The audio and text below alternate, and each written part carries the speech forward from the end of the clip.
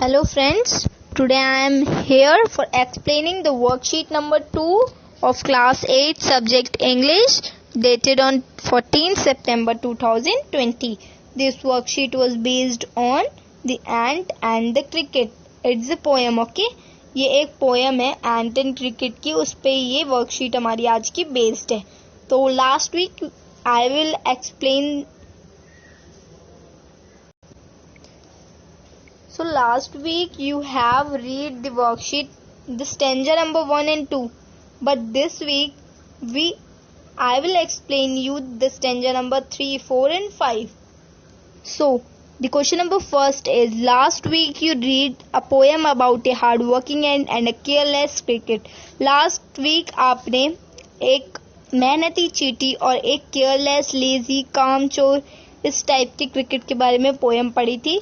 Now think of someone. आपको किसी के बारे में ऐसा सोचना है, family member, friend who has the following quality, जो इस क्वालिटी को बिलोंग करते हैं, जो हमारे नीचे दे रखी है. राइट हिज हर नेम, उनका नाम. ब्लैंक में क्या उनके साथ हमारा नाता है, हिम है, वो हर है, ब्रैकेट में वो लिखना है. जैसे कि हमारा क्वेश्चन नंबर जो फर्स्ट है उसमें हमें क्या दे रखा है, हार्ड वर्किंग. हार्ड वर्किंग कौन है, हमें उनका नाम लिखना है. जैसे कि एज ए एग्जाम्पल मेरे घर में हार्ड वर्किंग मेरे फादर हैं, तो उनका जो भी नाम हो हमें वो एज इट इज़ लिख देना है. और ब्रैकेट में हमारा उनके साथ क्या रिलेशनशिप है, तो मेरा उनके साथ फादर का रिलेशनशिप है, तो वो लिखना है. ये एज ए एग्जाम्पल मैंने आपको बताया, आपके घर में जो है आप वो लिखिएगा. एंड सेकेंड, एनर्जेटिक, बिल्कुल फुर्तीला. एनर्जेटिक कौन है आपके घर में, आप वो उनका नाम लिखिएगा. ब्लैंक में उनके साथ आपका क्या रिलेशनशिप है वो लिखिएगा. थर्ड है पंचुअल, यानी कि सारे काम बिल्कुल टाइम पे करता है, बिल्कुल स्टिक है अपने टाइम को लेके, उनका नाम लिखना है. और ब्लैंक में आपका उनके साथ क्या रिलेशनशिप है वो लिखना है. फोर्थ है हेल्पफुल. हेल्पफुल कौन है आपके घर में, उनका नाम, यानी कि जो मदद करता है हर समय, उनका नाम. और ब्लैंक में उनके साथ आपका क्या रिलेशनशिप है वो लिखना है. ठीक है.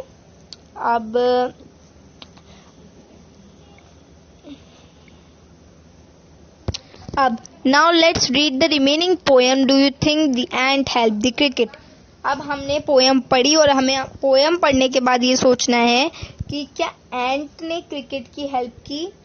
तो so now we read. Stanza number 3 है हमारा, says the cricket, says the ant to the cricket. Ant ने क्रिकेट को बोला, I am your servant and friend, क्या मैं तुम्हारी नौकर और तुम्हारी दोस्त हूँ. But we ant never borrow, हम एंट कभी भी किसी से कुछ लेती नहीं है, एज उधार भी नहीं लेती, कुछ भी नहीं लेती मतलब. और वी एंट नेवर लैंड, और ना किसी को उधार देती हैं. But tell me dear cricket, मगर तुम मुझे बताओ dear cricket, did you lay nothing by when the weather was warm, क्या तुमने कुछ भी सेव नहीं किया जब गर्मियाँ थी. वार्म था मतलब गर्मियाँ थी. ठीक है. युद्ध क्रिकेट, क्रिकेट ने बोला, नॉट आई, कुछ भी नहीं. ठीक है. तो अब स्टेंजा नंबर 3 हमारा कंप्लीट हो गया है. अब स्टेंजा नंबर 4 रीड करेंगे हम. My heart was so light then I sing day and night, मैं बहुत खुश होता हूँ जब मैं दिन और रात गाता रहता हूँ. और ऑल नेचर लुक गे, ये सब मैं नेचर को देखते हुए करता हूँ. यू सैंग सर, यू से, एंट ने बोला, तुम गाते रहते हो सर. गो देन, एंट ने उसे बोला, सेज द एंट, कि जाओ, गो देन, जाओ, and dance the winter away, और अब तुम डांस करो विंटर में. स्टेंजा नंबर 4 भी कंप्लीट हो गया है. अब करेंगे हम स्टेंजा नंबर 5. दस एंडिंग, एंड में क्या होता है, ही हैस्टली लिफ्टेड द विकेट. हैस्टली मतलब बिल्कुल जल्दबाजी में, हड़बड़ाहट में. ठीक है. विकेट यहाँ पे यूज हुआ है, जो भी जिससे क्रिकेट पूरे दिन इंस्ट्रूमेंट जिससे भी वो बजाता था, गिटार ले लेते हैं, उसे विकेट यूज करा गया है. उसने क्या करा, गिटार पकड़ा हड़बड़ी में, जल्दीबाजी में, and out of the door turn the poor little cricket, और उसने उसको बाहर फेंक दिया डोर के. पुअर यहाँ पे पुअर लिटिल क्रिकेट, पुअर इसलिए यूज किया गया है क्योंकि उसके पास कुछ नहीं है खाने के लिए, मतलब कुछ भी सेव नहीं है, तो उसके लिए बेचारा सा है वो, इसलिए उसके लिए पुअर यूज हुआ है. अब some falls call this a fable, ये कहा गया है एक फेबल यानी कि एक मिथ के अकॉर्डिंग ये कहा गया है. आई वांट ए ट्रू, क्या ये सही है. Some cricket have 4 leg and some have 2. बहुत से क्रिकेट के पास 4 लेग होते हैं और बहुत से 2. Adopted was Aesop's fables. ये किससे लिया गया है? एसॉप्स फैबल्स से. ठीक है, क्वेश्चन नंबर 2 पढ़ेंगे अब हम. तो who said the following line in the poem. किसने कौन सी लाइन कही है पोएम में? एंट ने कही है, क्रिकेट ने कही. ठीक है, किसने कही?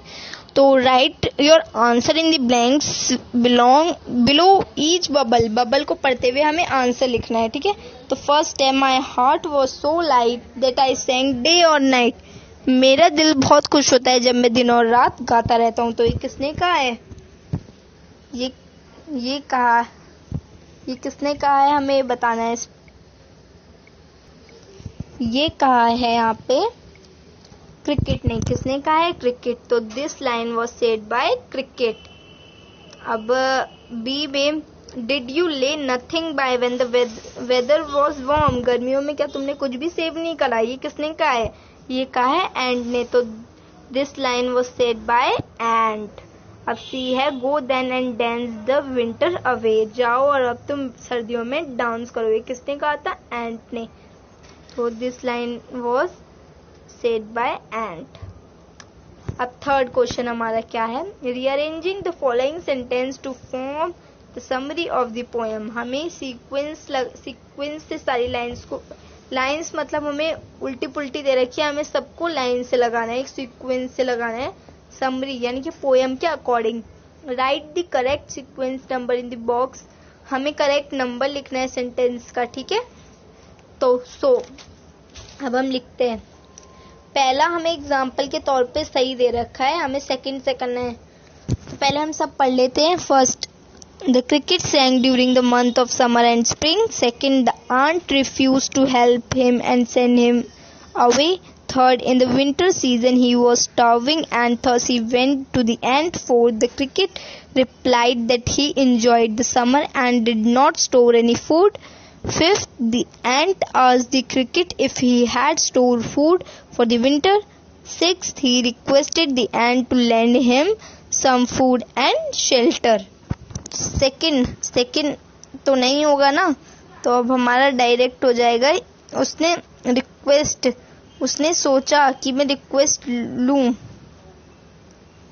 तो सेकंड का हमारा क्या बनेगा? नहीं, उसने ये भी नहीं सोचा. उसने क्या सोचा कि उसने विंटर में कुछ भी इकट्ठा नहीं करा. सबसे पहले तो उसने विंटर में कुछ भी इकट्ठा नहीं करा. तो हमारा सेकंड वाला हो जाएगा, हमारा जो थर्ड वाला है वो हो जाएगा हमारा सेकंड.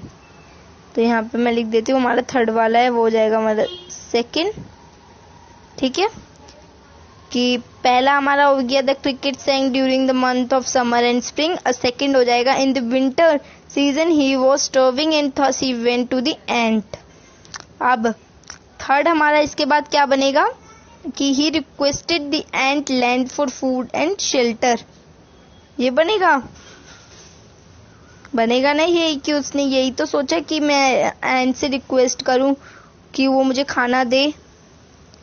यही सोचा था उसने. तो हमारा हो जाएगा सिक्स्थ वाला थर्ड.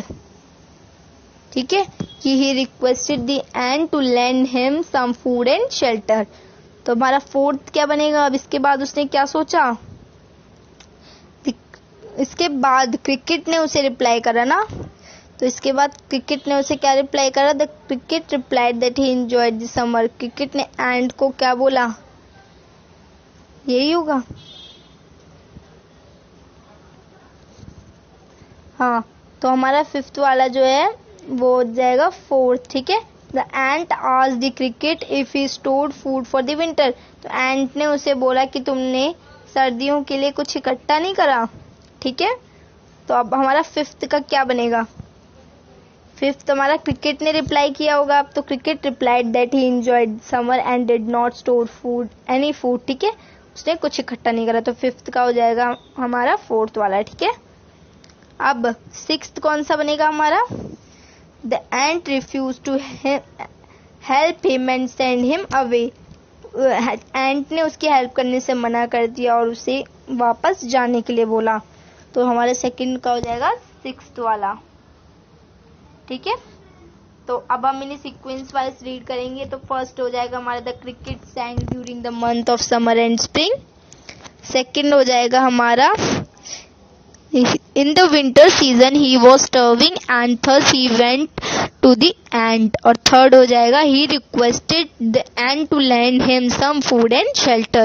फोर्थ हो जाएगा the ant asked the cricket if he had stored food for winter. Fifth हो जाएगा the cricket replied that he enjoyed the summer and did not store any food. Sixth हो जाएगा the ant refused to help him and send him away. ठीक है, हमने सारे sequence wise लगवा दिए हैं. अब हम पढ़ेंगे फोर्थ वाला. What does the poem mean by the last line. क्या हमें पोएम की लास्ट लाइन से कुछ समझ आया? हमें यहाँ पे उसके अकॉर्डिंग 3 ऑप्शन दे रखे हैं, उसमें से हमें करेक्ट चूज करना है. ठीक है, सम क्रिकेट हैव 4 लेग. कुछ क्रिकेट के पास 4 लेग होते हैं और कुछ के पास 2. तो हमारा ऑप्शन क्या बनेगा? There are some cricket have 2 legs. कुछ क्रिकेट के पास 2 लेग होते हैं, ये बनेगा? नहीं, ये भी नहीं होगा. तो नहीं होगा ना ये. अब बी वाला insect like the cricket have 4 leg. कुछ इंसेक्ट की तरह 4 लेग होते हैं क्रिकेट के पास, ये भी नहीं बनेगा. She has some people are like the cricket they are lazy do not care about the future. कुछ लोग होते हैं क्रिकेट की तरह जो बहुत आलसी होते हैं और जो फिक्र नहीं करते अपने फ्यूचर की. तो इसका हमारा सी वाला क्या हो जाएगा? हमारा करेक्ट ऑप्शन हो जाएगा सी वाला. ठीक है, समझ आ गई? तो now I will explain you the full worksheet. So I hope आप लोगों ने अंडरस्टैंड कर ली होगी, वर्कशीट समझ आ गई होगी. तो now you solve this worksheet on your notebook. Okay, thank you.